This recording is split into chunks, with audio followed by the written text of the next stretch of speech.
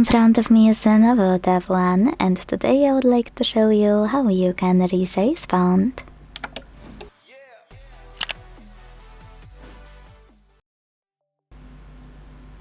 All you need to do to resize font on this tablet is go into Settings and scroll a tiny bit if you can't see Display section right away.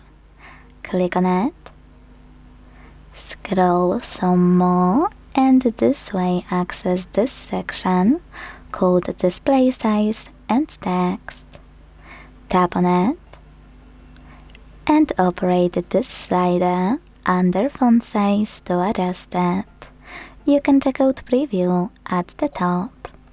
So when I do that and go back, I can see that size of my font has changed. Thanks so much for watching. If you enjoyed this video, don't forget to leave a like, comment and subscribe. Bye!